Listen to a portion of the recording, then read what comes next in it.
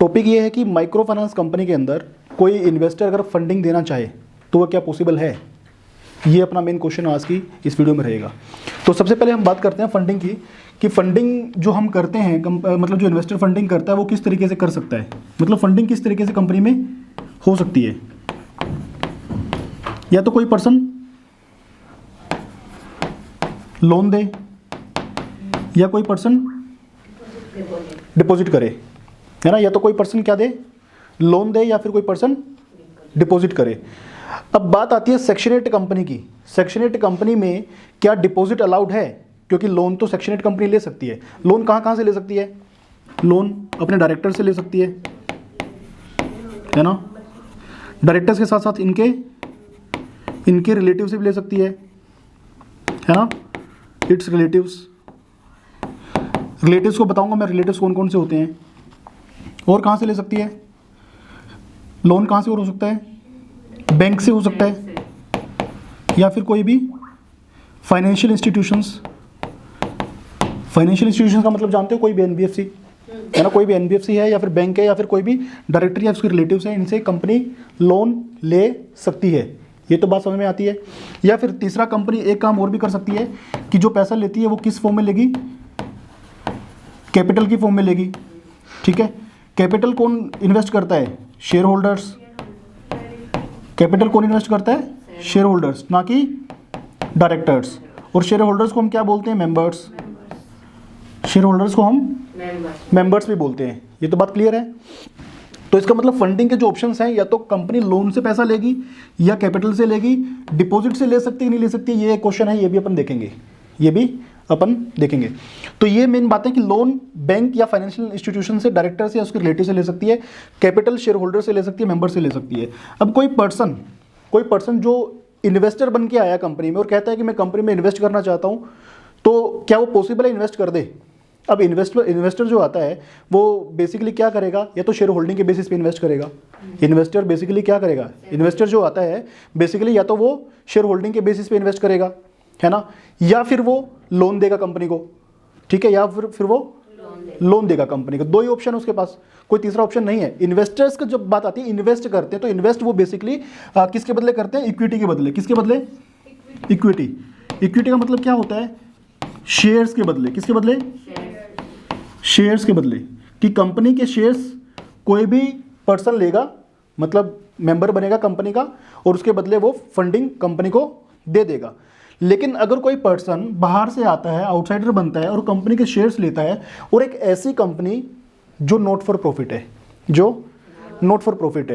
तो जो company not for profit है, तो वहाँ पे शेयर्स की वैल्यू कहाँ बढ़ेगी, वहाँ पे लॉजिक बनता ही नहीं, क्योंकि शेयर्स की वैल्यू बढ़ेगी नहीं, क्योंकि प्रॉफिट ही नहीं बढ़ेगा, क्योंकि प्रॉफिट ही डिस्ट्रीब्यूट नहीं होगा। ये क्या करती है, नॉट फॉर प्रॉफिट है कंपनी, नॉट फॉर प्रॉफिट है कंपनी, सिर्फ एक तरीके से सोशल एक्टिविटी कर रही है। भाई माइक्रो फाइनेंस दे रही है ना, तो पुअर पीपल को ही तो लोन दे रहे हैं, एक तरीके से सोशल एक्टिविटी का पार्ट है। अब जब कोई पर्सन शेयर होल्डिंग लेगा और कंपनी में पैसा लगाएगा, इसका मतलब पैसा कैपिटल लगा रहा है। क्या लगा रहा है, कैपिटल लगा रहा है। ऑब्वियसली बात है ना, कोई पर्सन शेयर होल्डिंग ले रहा है तो पैसा लगा रहा है, तो वो क्या होगा, कैपिटल होगा। तो कैपिटल वो लगा रहा है और वो ले रहा है शेयर्स, तो ऑब्वियसली बात है इस कैपिटल के ऊपर कंपनी को पावर ही नहीं है कि कंपनी अपना प्रॉफिट डिक्लेयर कर दे, मतलब डिविडेंड डिक्लेयर करने की पावर कंपनी को नहीं है। और जब डिविडेंड डिक्लेयर करने की पावर नहीं है, तो वो पर्सन जो इन्वेस्टर बन के आया वो प्रॉफिट कैसे लेगा, बिकॉज कोई पर्सन पैसा इन्वेस्ट कर रहा है तो वो क्या चाहेगा, मैं कंपनी से क्या लूँ, प्रॉफिट लूँ, बट कंपनी प्रॉफिट मोटिव है ही नहीं, है ना। तो ऑब्वियसली बात है वहाँ पे इन्वेस्टमेंट के ऑप्शंस के जो दरवाजे हैं वो बंद हो जाते हैं, कि शेयर होल्डिंग की फॉर्म में आप पैसा आप कंपनी को नहीं दे सकते, आप कंपनी को पैसा नहीं दे सकते शेयर होल्डिंग की फॉर्म में। अब क्वेश्चन आता है कि क्या बाहर का पर्सन जो इन्वेस्टर है क्या कंपनी को लोन दे सकता है, क्या कंपनी को लोन दे सकता है। इसमें दो बातें हैं। पहली बात यह कि अगर वो पर्सन मीन्स आर्टिफिशियल पर्सन भी हो सकता है, ऐसा नहीं कि मैं सिर्फ एक इंडिविजुअल की बात कर रहा हूँ। नेचुरल पर्सन मतलब गॉड गिफ्टेड, और आर्टिफिशियल पर्सन मतलब मैन मेड। कंपनी या फिर कोई भी इंडिविजुअल पर्सन, इन्वेस्टर कोई भी हो सकता है।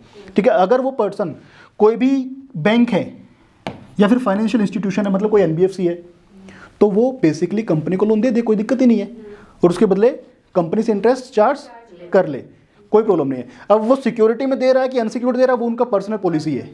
क्लियर। कोई एनबीएफसी आता है और सेक्शन 8 को कहता है कि हमारी एक माइक्रो फाइनेंस कंपनी को कहता है कि जी हम आपको इतना लोन दे देंगे, आप हमारे पैसे को इन्वेस्ट करो। हालांकि ऐसा कोई करेगा नहीं, कोई फाइनेंशियल इंस्टीट्यूशन खुद का पैसा किसी दूसरी कंपनी को लेंडिंग नहीं करेगा, है ना, और करेगा तो कोई को लेंडिंग की फॉर्म में कोई पैसा इन्वेस्ट करना चाहे तो वो कर सकता है, उसमें किसी को कोई मनाही नहीं है। Even micro finance company, section 8 micro finance company भी बैंक या फिर फाइनेंशियल इंस्टीट्यूशंस को, एनबीएफसीज को अप्रोच कर सकती है लोन के लिए। वो इनकी म्यूचुअल अंडरस्टैंडिंग के ऊपर डिपेंड करता है कि कितना लोन मिल रहा है, सिक्योर्ड मिल रहा है, अनसिक्योर्ड मिल रहा है ना। ऐसा भी हो सकता है कि डायरेक्टर्स जो कंपनी के हैं वो अपना जो पर्सनल प्रॉपर्टी है उसको सिक्योरिटी में रख करके किसी बैंक या फाइनेंशियल इंस्टीट्यूशन से लोन ले, उसको आगे रिफाइनेंस कर दें, ऐसा भी पॉसिबल है। क्लियर, ये तो बात समझ में आ गई कि भाई लोन की फॉर्म में वो पैसा लगा सकते हैं, बट कैपिटल की फॉर्म में पैसा लगा सकते हैं क्या? कैपिटल की फॉर्म में पैसा लगा सकते हैं क्या? Answer is no. अब शेयर होल्डर जो पर्सन बन रहा है, मान लो कोई पर्सन मेंबर है कंपनी का, वो क्या चाहता है कि मैं कंपनी को लोन दे दूं क्या? मतलब अगर ये पर्सन इन्वेस्टर है, अब वो मतलब शेयर होल्डिंग तो लेगा नहीं क्योंकि कंपनी नॉट फॉर प्रॉफिट है, तो क्या वो लोन की फॉर्म में पैसा दे सकता है क्या? अगर वो बैंकिंग है या फिर फाइनेंशियल इंस्टीट्यूशन है तो वो दे सकता है। बैंक या फाइनेंशियल इंस्टीट्यूशन है तो वो दे सकता है। अगर वो बैंक या फाइनेंशियल इंस्टीट्यूशन नहीं है, मतलब कोई इंडिविजुअल है ना, आप और मैं और आप जैसे जो पर्सन है ना, तो वो ऐसे मतलब लोग क्या फंडिंग दे सकते हैं। सो यहाँ पे सेक्शन 8 के अंदर आउटसाइडर से पैसा अलाउड नहीं है। अगर कोई पर्सन देता तो उसको क्या बोलेंगे? उसको बोलेंगे डिपॉजिट। क्या बोलेंगे? कि उस पर्सन ने क्या किया? कंपनी में डिपॉजिट किया। क्या किया? डिपॉजिट किया। और डिपॉजिट बेसिकली प्राइवेट कंपनी के अंदर अलाउड ही नहीं है आउटसाइडर से, बिकॉज कंपनी जो सेक्शन 8 कंपनी रजिस्टर्ड होता है ना, वो क्या होता है? Privately by shares. आपने देखा प्राइवेटली रजिस्टर्ड हो गया, फिर पब्लिकली भी रजिस्टर्ड आप कर सकते हो, है ना। लिमिटेड बाय शेयर्स दोनों ही होते हैं, पब्लिक भी प्राइवेट भी। तो प्राइवेटली अगर आप रजिस्टर्ड करते हो 2% से रजिस्टर्ड करते हो, और इसको अगर आप पब्लिकली रजिस्टर्ड करते हो 7% से करते हो, ठीक है। तो मोस्टली प्राइवेटली रजिस्टर्ड हो रही हैं। तो प्राइवेटली रजिस्टर्ड हो रही हैं तो सिचुएशन में आप डिपॉजिट आउटसाइडर से नहीं ले सकते, डिपॉजिट्स अलाउड नहीं है ना। लोन कोई पर्सन देता, बैंकिंग है, बैंक है, फिर फाइनेंशियल इंस्टीट्यूशन है तो अलाउड है, कोई दिक्कत नहीं है। अगर आप आउटसाइडर पर्सन है, एज ए इन्वेस्टमेंट आप कंपनी पैसा इन्वेस्ट करना चाहते हैं और कहते हैं ना तो मैं डायरेक्टर बनूंगा, है ना मैं शेयर होल्डर बनूंगा, मैं कंपनी में पैसा लगाना चाहता हूं, मैं पैसा लगा सकता हूं, तो वो अगर पैसा लगाता है उस सिचुएशन में, है ना, कि वो कहता है कि नहीं मैं लोन दे दूंगा कंपनी को, तो कंपनी को लोन अलाउड नहीं है आउटसाइडर से, है ना। आउटसाइडर जब तक वो फाइनेंशियल इंस्टीट्यूशन या फिर बैंक नहीं है तो लोन अलाउड, पैसा अलाउड नहीं है ना। तो अगर कोई पैसा देता तो उस पैसे को हम क्या बोलेंगे? डिपॉजिट बोलेंगे, डिपॉजिट बोल देंगे। और डिपॉजिट इस कंपनी के अंदर अलाउड नहीं है। ये बात कहाँ लिखी है? ये बात लिखी है डिपॉजिट की section 73 to section 76 of companies act में, ठीक है। तो डिपॉजिट प्राइवेट कंपनी को अलाउड नहीं है। अगर हम सेक्शन 8 कंपनी को पब्लिक कंपनी बना लें तो क्या अलाउड है? उसमें अलाउड है, लेकिन उसमें कुछ एलिजिबल कंपनीज हैं जो पब्लिक कंपनीज हैं, उन्हीं को अलाउड है। अब एलिजिबल कंपनीज कौन सी होंगी? या तो उस कंपनी की, मतलब उस पब्लिक कंपनी की जो पब्लिक कंपनी है, पीसी पब्लिक कंपनी की जो पेड अप कैपिटल है, जो पेड अप कैपिटल समझते हो ना, जो कंपनी को पेमेंट कर दिया, शेयर होल्डर्स ने जो कंपनी को पेमेंट कर दिया, या तो वो कैपिटल 100 करोड़ रुपए की है, या फिर कंपनी का जो टर्नओवर हुआ है, जो कंपनी का टर्नओवर हुआ है वो 500 करोड़ रुपए हो गया है। दोनों में से कोई एक कंडीशन पूरी होनी चाहिए, दोनों में से कोई एक कंडीशन पूरी होनी चाहिए। तो 500 करोड़ रुपए उस कंपनी का टर्नओवर है, ठीक है, या फिर paid up share capital 100 crore है, तब जाकर के वो public company eligible company deposit लेने के लिए आउटसाइडर से। किससे? आउटसाइडर से। बात क्लियर हुई? तो यहाँ पे वो कंपनी, अगर आप इतनी बड़ी कंपनी बना रहे हो तो फिर सेक्शन 8 थोड़ी ना बनाओगे भाई। आपकी कंपनी का जब कैपिटल 100 करोड़ कर रहे हो तो फिर आप एनबीएफसी पे जाओगे ना, उसमें कोई दिक्कत है ही नहीं। क्लियर हुई बात? तो आप एनबीएफसी में जाओगे, बैंक में। अब 100 करोड़ पे आप 500 करोड़ की आपकी कैपिटल हो रही है, आपका टर्नओवर हो रहा है, और 100 करोड़ का आपका पेड अप कैपिटल है, तो वहाँ पे आप एनबीएफसी बनाओ ना, कि उसमें दिक्कत ही नहीं, फिर सेक्शन 8 में जाने की जरूरत ही नहीं है आपको। क्लियर हुई बात? तो अल्टीमेटली कॉन्सिक्वेंटली कहने का मोटिव ये है कि अगर कोई person as a investor invest करना चाहता है कंपनी में, तो वो शेयर होल्डिंग क्यों लेगा? पहली बात, शेयर होल्डिंग वो लेगा ही नहीं।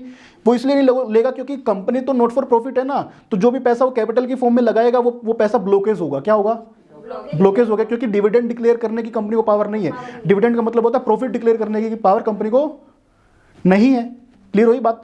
तो जब प्रॉफिट डिक्लेयर नहीं हो रहा तो वो क्या करेगा? उसकी कैपिटल में इंक्रीमेंट नहीं होगा, कैपिटल में इंक्रीमेंट नहीं होगा। तो इसका मतलब उसके पास ऑप्शन बच जाता है, इक्विटी की फॉर्म में तो पैसा कोई लगाएगा ही नहीं, कोई लगाने की कोशिश करेगा ही नहीं, क्योंकि इन्वेस्टर है तो उसको ये सारी बातें पहले पता होनी चाहिए कि मैं किस कंपनी में पैसा इन्वेस्ट कर रहा हूँ, ठीक है। अगर वो इन्वेस्टर कोई फाइनेंशियल इंस्टीट्यूशन है या बैंक है तो वो कंपनी को क्या दे सकता है?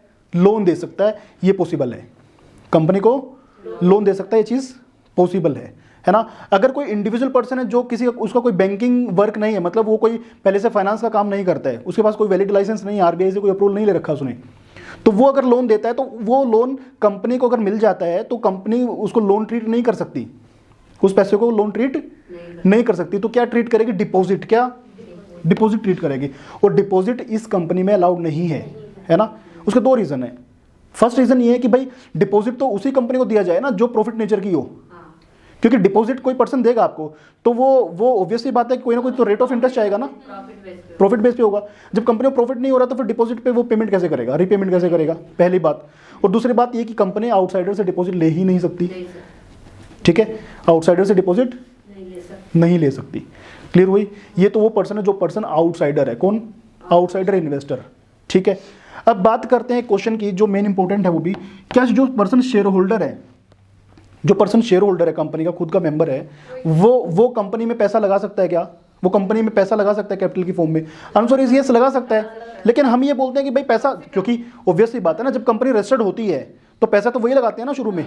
भाई 1 लाख की कंपनी से भी अगर आप कंपनी रजिस्टर्ड करते हो 1 लाख की वैल्यू से भी, तो पैसा कौन लगा रहा है? वो शेयर होल्डर ही लगा रहे हैं, है ना। अब शेयर होल्डर वो पैसा लगा रहे हैं, ठीक है, वो पेमेंट अपन ने कैपिटल की फॉर्म में ले लिया, लेकिन ज्यादा कैपिटल की फॉर्म में हम एडवाइस नहीं करते हैं पैसा लेना, क्योंकि वही फिर वहां पे क्वेश्चन आ रहा है, कैपिटल ब्लॉकेज आ रहा है, कैपिटल ब्लॉकेज आ रहा है। जब कैपिटल ब्लॉकेज हो रहा है तो ऑब्वियसली बात है वहां पे प्रॉफिट डिक्लेयर होने की पावर ही नहीं है कंपनी को, और वो वहां पे उसका पैसा डूबता चला जाएगा, फंसता चला जाएगा, वहां पे कंपनी से वापस निकाल ही नहीं पाएगा किसी फॉर्म में पैसा।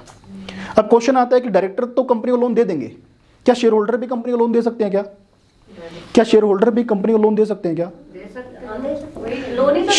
शेयर देखो, बात यहाँ पे वही है कि चाहे वो आउटसाइडर है चाहे वो इनसाइडर है ना। अगर ये पर्सन मेंबर बन रहा है, अगर ये पर्सन मेंबर बन रहा है, मतलब शेयर होल्डर मेंबर ही ऑलरेडी, तो मैं ये पर्सन मेंबर है तो वो पैसा लगा रहा है कंपनी के अंदर डिपॉजिट की फॉर्म में या फिर लोन की फॉर्म में, ठीक है, तो वहां पे लोन भी अलाउड नहीं है।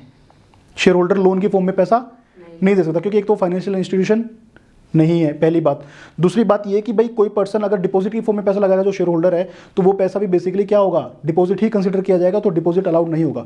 मतलब मेंबर से जो डिपॉजिट कंपनी ले रही है, मेंबर से जो कंपनी डिपॉजिट ले रही है, वो कंपनी डिपॉजिट तो ले सकती है, लेकिन ये सेक्शन 8 कंपनी है, सेक्शन 8 कंपनी है, तो सेक्शन 8 कंपनी अगर डिपॉजिट लेगी तो ऑब्वियसली बात है उस डिपॉजिट को रीपे कैसे करेगी, डिपॉजिट को रीपे कैसे करेगी, और जब डिपॉजिट को रीपे नहीं कर पाएगी तो डिपॉजिट लेने का वहां पे सवाल पैदा नहीं होता है।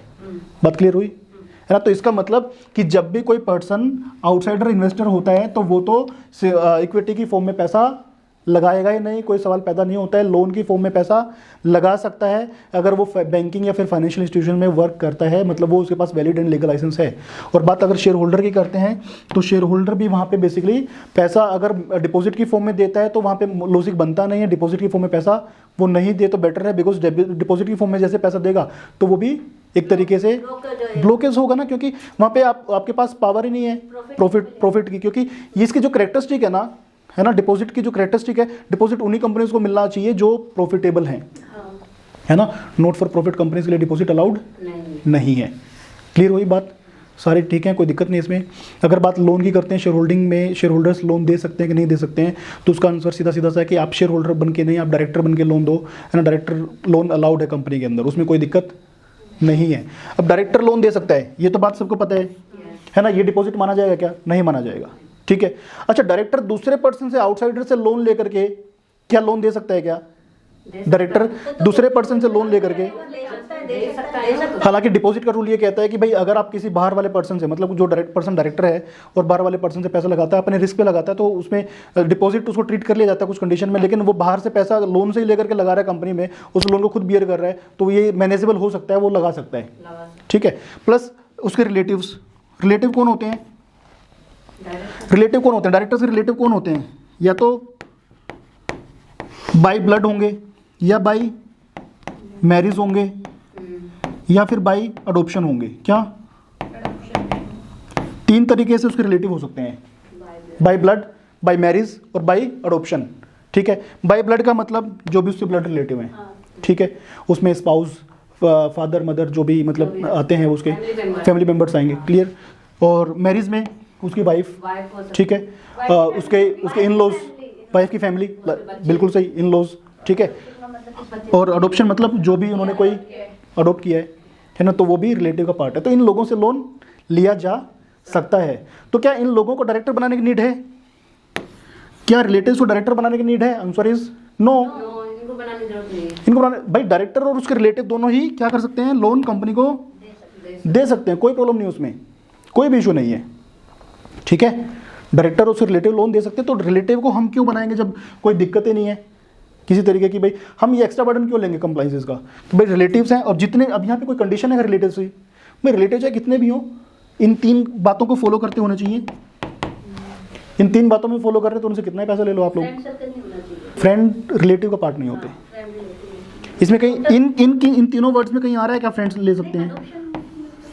नहीं, फ्रेंड को अडॉप्ट थोड़ी करते हैं।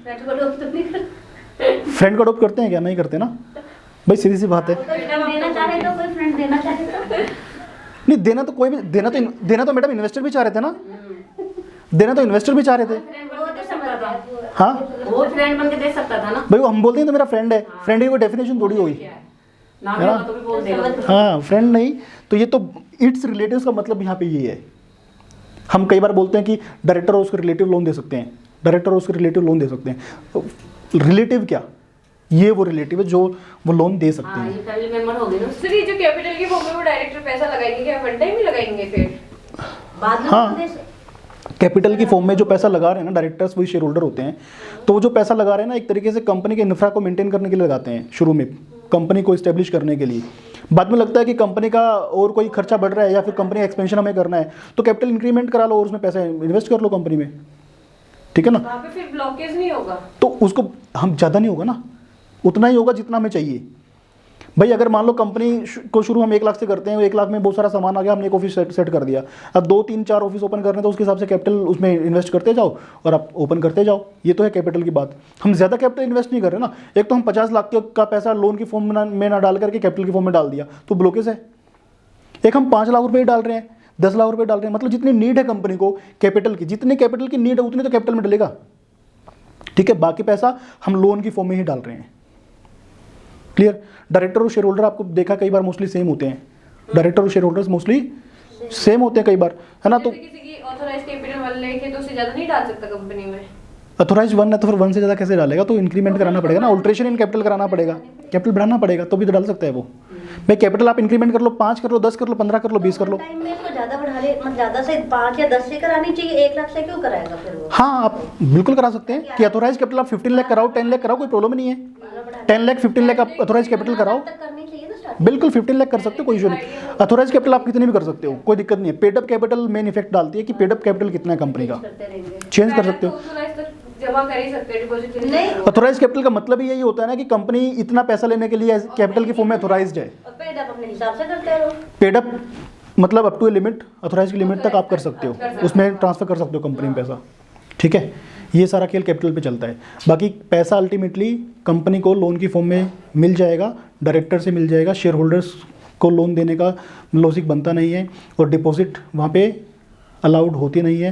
डिपॉजिट अगर कोई पैसा देगा, अब शेयर होल्डर्स डिपॉजिट दे सकते हैं वैसे प्रैक्टिकली, है ना, क्योंकि उसको ये तो कैपिटल की फॉर्म में देगा पैसा। शेयर होल्डर क्या करेगा? कैपिटल की फॉर्म में पैसा देगा या फिर डिपॉजिट की फॉर्म में पैसा देगा।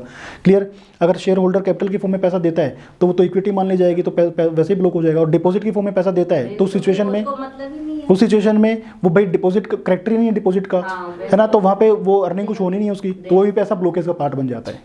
ठीक है, शेयर होल्डर डिपॉजिट कर सकता है तो अलाउड है, ऐसा नहीं शेयर होल्डर डिपॉजिट। कंपनी लेगी कैसे? कंपनी लेगी कैसे? क्योंकि उसको करेक्टर ही नहीं है, डिपॉजिट का करेक्टर नहीं है ना। मतलब भाई प्रॉफिट नेचर नहीं है कंपनी का। अगर ये प्राइवेट लिमिटेड कंपनी होती, मतलब प्रॉफिट में होती, प्राइवेट लिमिटेड कंपनी होती, तो उसमें ये चीज़ पॉसिबल हो जाती। ब्रीफ करेंगे वापस से, सिर्फ इतना सा समझना है आप लोगों को कि इन्वेस्टर आउटसाइडर है, शेयर होल्डर इनसाइडर है। आउटसाइडर और इनसाइडर के बीच की स्टोरी है कि जो आउटसाइडर पर्सन है, जो इन्वेस्ट करना चाहते हैं कंपनी के अंदर पैसा, अगर वो इक्विटी की फॉर्म में पैसा इन्वेस्ट करना चाहते हैं, मतलब शेयर होल्डिंग लेना चाहते हैं, तो शेयर होल्डिंग लेकर के वो करेंगे क्या? क्योंकि कैपिटल ब्लॉकेज है, कंपनी नॉट फॉर प्रॉफिट है। ठीक है, तो प्रॉफिट उस कैपिटल के ऊपर उनको मिलने वाला नहीं है। ठीक है, अगर वो लोन की फॉर्म में पैसा लगाना चाहते हैं, मतलब जो इन्वेस्टर्स हैं लोन की फॉर्म में पैसा लगाना चाहते हैं, तो यहाँ पे 2 बातें हैं। पहली बात ये कि अगर वो बैंक्स हैं या फिर फाइनेंशियल इंस्टीट्यूशंस हैं तो कोई दिक्कत नहीं है, पैसा लगाओ, कोई प्रॉब्लम नहीं है, और इंटरेस्ट आप कंपनी से चार्ज कर लो। दूसरी बात ये कि अगर आप बैंक या फाइनेंशियल इंस्टीट्यूशंस नहीं है, तो उस सिचुएशन में आप पैसा अगर कंपनी में दे रहे हो तो वो पैसा लोन नहीं माना जाएगा, वो डिपॉजिट माना जाएगा। ठीक है, और अगर आप डिपॉजिट दे रहे हो तो डिपॉजिट आउटसाइडर का कंपनी के अंदर अलाउड नहीं है। ठीक ठीक है, सेक्शन 8 कंपनी के अंदर अलाउड नहीं है, प्राइवेट कंपनीज के अंदर भी अलाउड नहीं होता। वो कुछ कंपनीज के अंदर अलाउड होता है, जो मैंने जैसे पहले बताया कि वो जो पब्लिक एलिजिबल कंपनीज हैं उन्हीं के अंदर डिपॉजिट अलाउड है, और वो भी एक परसेंटेज है, मैक्सिमम 35%, ठीक है, 35% of paid up share capital, उतना ही वो अलाउड है, उससे ज़्यादा अलाउड नहीं है, वो भी पब्लिक कंपनी के अंदर। क्लियर? पब्लिक कंपनी वो भी प्रॉफिटेबल होनी चाहिए, है ना। सेक्शन 8 की तो मैं बात कर ही रहा हूँ, क्योंकि अगर वो पर्सन डिपॉजिट देता है, आउटसाइडर देता है ना, तो अलाउड पहली बात तो है नहीं, ठीक है। और वो देगा भी किस बेसिस पे, क्योंकि डिपॉजिट जो होता है वो उसका करेक्टरिस्टिक क्या है, प्रॉफिट नेचर का होना चाहिए। अब भाई डिपॉजिट कोई हम देंगे, कोई आउटसाइडर डिपॉजिट देगा कंपनी को, तो वो डिपॉजिट पे उसको कुछ मिलेगा ही नहीं, तो फिर डिपॉजिट देने का फ़ायदा क्या हुआ। बात क्लियर हुई? तो डिपॉजिट अलाउड नहीं है आउटसाइडर के लिए, ये क्लियर कट है जो लिखा हुआ है सेक्शन 73 से लेकर सेक्शन 76 के अंदर डिपॉजिट्स में, है ना, डिपॉजिट्स के बारे में लिखा हुआ है, अलाउड नहीं है मतलब। तो ये है अपना आउटसाइडर के बारे में। अब बात करते हैं इनसाइडर की। इनसाइडर की बात कौन है? 2 पर्सन, डायरेक्टर हैं और शेयर होल्डर हैं, डायरेक्टर हैं और शेयर होल्डर हैं। तो जो डायरेक्टर हैं, डायरेक्टर तो क्या करेंगे, बेसिकली लोन के फॉर्म में पैसा दे रहे हैं, ठीक है, डायरेक्टर लोन के फॉर्म में पैसा दे रहे हैं, डिपॉजिट वो क्यों देंगे, वो वहाँ पे भी करेक्टरिस्टिक क्या है, प्रॉफिट नेचर की है, क्योंकि डिपॉजिट तो वहाँ पे सवाल पैदा होता ही नहीं है। रही बात शेयर होल्डर्स की, शेयर होल्डर्स जो हैं वो या तो कैपिटल के फॉर्म में पैसा लगा सकते हैं, वो उतना ही लगाएंगे जितना कंपनी को ज़रूरत है, जितना कंपनी को, है ना, बिजनेस एक्सपेंशन के लिए जो कैपिटल चाहिए उतना सा, है ना, ज़्यादा वो नहीं लगाएंगे। क्या वो शेयर होल्डर्स लोन दे सकते हैं? तो अगर वो लोन देते हैं तो बेसिकली वो उसको क्या मान लिया जाएगा, डिपॉजिट मान लिया जाएगा। क्या मान लिया जाएगा? डिपॉजिट मान लिया जाएगा। और अगर वो डिपॉजिट देते हैं तो बात वही है, डिपॉजिट दे सकते हैं, शेयर होल्डर्स डिपॉजिट दे सकते हैं, 100% तक का डिपॉजिट दे सकते हैं, कोई प्रॉब्लम नहीं है। लेकिन डिपॉजिट देंगे तो डिपॉजिट क्यों देंगे? क्योंकि उसके ऊपर वो कैपिटल और डिपॉजिट बात बराबर हो जाती है, क्योंकि उसके ऊपर भी उसको ब्याज मिलने वाला नहीं है। क्लियर हुई बात? तो शेयर होल्डर्स भी वहाँ पे डिपॉजिट नहीं देंगे, ठीक है। लोन जो देंगे, मतलब शेयर होल्डर, क्वेश्चन ये बन जाता है कि शेयर होल्डर्स क्या कंपनी को लोन दे सकते हैं, क्योंकि डायरेक्टर लोन दे सकते हैं। तो शेयर होल्डर्स अगर कंपनी को लोन देते हैं तो वो लोन नहीं माना जाएगा, वो क्या माना जाएगा, डिपॉजिट माना जाएगा। क्लियर हुई बात? और अगर डिपॉजिट माना जाता है तो उस सिचुएशन में क्या होगा, उसके ऊपर उसको ब्याज नहीं मिलेगा, ठीक है। तो सबसे अच्छी बात है कि आप डायरेक्टर्स बनो कंपनी के, और कंपनी डायरेक्टर्स बन करके कंपनी को लोन दो, और एक एक्यूरेट रीजनेबल परसेंटेज कंपनी से रेट ऑफ इंटरेस्ट के बदले चार्ज करो, लोन की फॉर्म में चार्ज, इंटरेस्ट की फॉर्म में चार्ज करो, और वो पैसा आप बेसिकली अपने पर्सनल यूज़ में उसको मेंटेन करते रहो, ठीक है। और डायरेक्टर्स के रिलेटिव जो हैं, क्या वो लोन दे सकते हैं? बिल्कुल दे सकते हैं, डायरेक्टर एंड उसके रिलेटिव दे सकते हैं। अब कोई पर्सन जो बाहर का पर्सन, आउटसाइडर पर्सन है, कंपनी के साथ एसोसिएट होना चाहता है कि मैं भी फंड्स यूज़ करूं और कंपनी से कहीं ना कहीं कुछ ना कुछ बेनिफिट्स निकाल लूं, तो उसका तरीका यही है कि कंपनी में क्या बने, कम से कम डायरेक्टर बने, ठीक है, डायरेक्टर बने। और कंपनी में कितने डायरेक्टर बन सकते हैं? 15 डायरेक्टर बन सकते हैं। भाई 15 तो कंपनी में डायरेक्टर ही हो गए, और फिर उनके रिलेटिव भी तो हैं, हाँ, उनको डायरेक्टर बनने की जरूरत ही नहीं है। तो कंपनी इस तरीके से अपने पूरे बिजनेस को फंडिंग में मैनेज कर सकती है, ऑपरेट कर सकती है अपने बिजनेस को, कोई दिक्कत नहीं उसके अंदर। तो डायरेक्टर 15 हो सकते हैं कंपनी के अंदर, कोई प्रॉब्लम नहीं है ना। डायरेक्टर्स के रिलेटिव अनलिमिटेड हो सकते हैं, उसकी कोई समस्या नहीं है। तो उधर से अपना फंडिंग अरेंज करो और अपना कंपनी को आगे, मतलब लोन दे, मतलब फिर आगे कस्टमर्स को लोन दो, और लोन दे करके वहाँ से भी इंटरेस्ट कमाओ और सब बांट करके इंटरेस्ट खाओ उसका। सारी बातें क्लियर? कोई डाउट नहीं है इसके अंदर? तो टॉपिक था क्या कि क्या इन्वेस्टर्स कंपनी के अंदर पैसा इन्वेस्ट कर सकते हैं। तो ओवरऑल इस स्टोरी के अंदर आप लोगों को समझ में आया है, ठीक है, डन।